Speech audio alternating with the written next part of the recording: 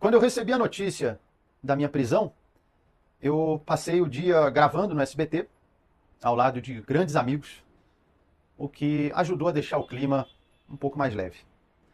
Muito já se falou dessa minha condenação, que é a liberdade de expressão, a diferença entre uma piada num palco e uma declaração, que leva um humorista a sério, político na palhaçada, que liberdade de expressão não é de opressão, que piadas podem ofender, etc. Antes de me pronunciar, eu quis ler toda a sentença da juíza que condenou um humorista, no caso eu, a mais de 8 anos de prisão e uma multa de quase 2 milhões. Esse vídeo não é de piada, eu estou em casa com meus gatos.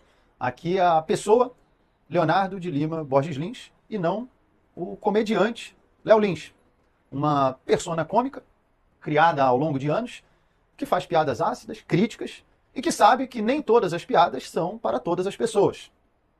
Talvez nem todos saibam, mas o humorista num palco interpreta um personagem, uma persona cômica. Na construção do texto, nós utilizamos figuras de linguagem, hipérbole, metáfora, ironia, numa licença estética e, portanto, uma análise literal desse texto não se aplica na estrutura do cômico. Isso não é uma opinião minha, isso é um dos conceitos de humor, segundo o autor Simon Critickley, um autor com diversas obras a respeito da comédia e um nome respeitado na área nos Estados Unidos e no mundo. Por que eu estou citando isso? Porque é de se esperar que uma sentença pesada como essa tenha um embasamento teórico igualmente profundo. Sabe qual foi um dos embasamentos teóricos da juíza que me condenou a mais de 8 anos de cadeia? A Wikipedia. E isso não é uma piada. Você imagine um inocente acusado de homicídio, a juíza fala, você matou? Ele diz, não. Ela vai na Wikipedia, pessoas podem mentir? Sim, sabia, condenado. Isso mesmo, a Wikipedia tendo um aviso. Não é fonte primária de informação, não substitui uma pesquisa acadêmica, assim como no meu show, também tem avisos. Show de humor, apresentação de stand-up, comedy, obra teatral, ficção, você está entrando em um teatro, está em um canal do humorista Léo Lins. Mas parece que as pessoas perderam a capacidade de interpretar o óbvio. Estamos vivendo uma das maiores epidemias dos últimos tempos, a da cegueira racional. Os julgamentos são feitos puramente baseados em emoção e ninguém quer mais ouvir o próximo, quer no máximo convencê-lo da sua própria verdade. Isso pode trazer consequência para qualquer pessoa, mas no caso de um juiz, de uma juíza, pode trazer consequências gravíssimas. Eu vou citar alguns trechos da minha sentença e eu deixo para que vocês façam o julgamento por si só.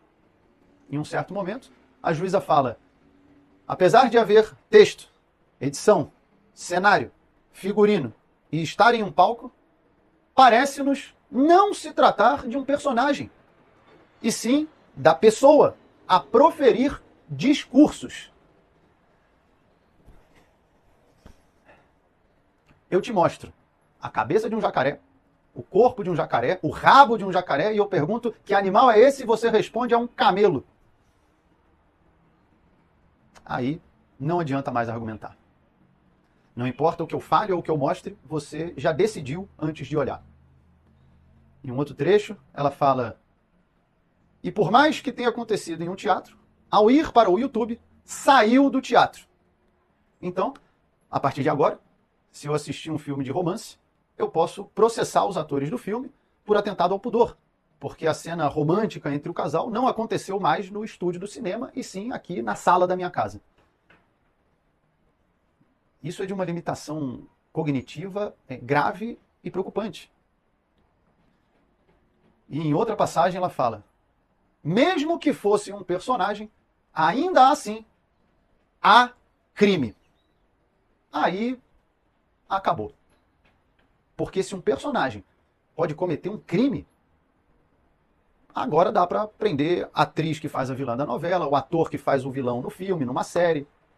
Eu espero que os humoristas, que a classe artística, que as pessoas em geral entendam a gravidade de uma sentença como essa.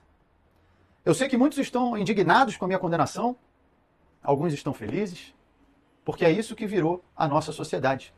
Um coliseu romano onde Cada grupo vibra quando um suposto adversário, às vezes nem é, cai ou é empurrado aos leões. E enquanto a plebe se mata, os imperadores assistem do camarote, invioláveis e intocáveis. Para que rumo está indo a nossa sociedade? Os valores estão sendo invertidos. Um olhar vira um estupro, uma piada, um discurso de ódio, e a corrupção vira o padrão. A gente acostumou tanto com desvios de caráter que, quando estamos diante de uma virtude, ela vira digna de elogio. Não, esse prefeito é muito bom, esse aí nunca roubou, nunca se envolveu em corrupção. Mas isso era para ser a regra, não a exceção. Como é que a gente chegou aqui? Em parte, eu te digo, vestindo os vícios com um manto da moralidade. Usam esse manto há tanto tempo que às vezes nem percebem o erro. Durante o meu julgamento, em certo momento, o promotor de justiça me pergunta: você já parou para considerar que essas pessoas que estão aqui falando a seu favor, negros, gays, pessoas com deficiência, já parou para pensar que eles podem ser uma minoria dentro da minoria? E aí eu respondi: mas o objetivo desse processo não é justamente o respeito às minorias? Você está me dizendo então que essa minoria é tão pequena que não merece respeito? Em que momento a nossa régua moral e jurídica passou a ser baseada em um número do IBGE? Isso, se é que era uma minoria. Pelo menos no meu julgamento, haviam mais minorias do meu lado do que contra, porque não levaram nenhuma. E mesmo assim, em nome da defesa das minorias, a juíza ignora a opinião dessas minorias e determina que piada incentiva o crime, o ódio e o preconceito. Provavelmente, então, essas pessoas envolvidas no desvio de bilhões do INSS, coitados, às vezes eles só ouviram muitas piadas de idoso ou piadas de corrupção, e aí estavam rindo, quando viram, roubaram. A culpa não é deles, a culpa é do riso. Aliás, criticam também pessoas que riem de determinadas piadas. Como é que pode rir disso? Olha, diferentes pessoas têm diferentes sensos de humor. Mas não, como é que está rindo? Por que está rindo? Quando a gente ri, nós liberamos endorfina, dopamina, neurotransmissores que fazem você se sentir bem. Eu não vejo problema nisso. Eu acho mais problemático quando, ao ouvir uma piada, a pessoa, ao invés de rir, reage com ódio. Como fizeram na França, ao invadir o prédio dos cartunistas e metralharam todos. Como fizeram no Afeganistão, onde sequestraram e executaram um comediante por causa de piada. Ou até em violências menores, como no caso do Will Smith, que deu um tapa na cara do comediante Chris Rock. Situação semelhante eu vivi aqui em São Paulo, parado na rua, tomei um soco na cabeça pelas costas. Tem vários exemplos de agressão de pessoas que se irritam com a piada, mas não que riem com a piada. E ainda assim invertem essa lógica para fazer parecer que as pessoas que riem de determinadas piadas têm grande chance de cometer atos de ódio e de preconceito. Eu não vou ser hipócrita. Você pode falar, pô, mas então você quer afirmar que jamais alguém pode ouvir uma piada e ter uma atitude de agressão física ou psicológica? Eu não tenho como afirmar, mas se a pessoa fizer isso, que ela responda pelo crime que ela cometeu. Eu não posso jogar Street Fighter, agredir alguém e colocar a culpa no japonês que fez o jogo. Fazer isso e proibir o jogo vai impedir milhões de pessoas de se divertirem por causa de um idiota. E é isso que nós estamos fazendo, nivelando a sociedade pelo idiota. Concordar com sentenças como essa é assinar um atestado que nós somos adultos infantiloides, sem a menor capacidade de discernir o que é bom ou ruim para nós, e precisamos de um Estado falando do que você pode rir, o que você pode ouvir, o que você vai poder comer, o que você pode falar, e até um dia, o que você pode pensar. Por isso, eu agradeço muito a todos vocês que estão me apoiando. Agradeço aos colegas, familiares, aos humoristas, juristas, jornalistas. Eu recebi milhares de mensagens. Confesso que foi acima da minha expectativa as pessoas que estão se posicionando a meu favor. E claro, vocês, as milhões de pessoas que acompanham o meu trabalho. Eu sempre falo que vocês são muito importantes para mim e me dão força para continuar seguindo em frente.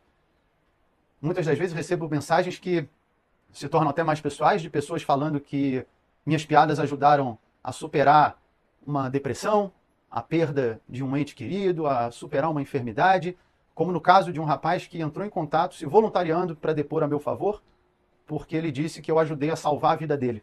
e tatuou o símbolo do meu show em um corte que ele tem no pulso. Ainda bem que eu não estava preso, proibido de contar piadas nessa época. Eu agradeço muito. Mensagens como essa são muito gratificantes.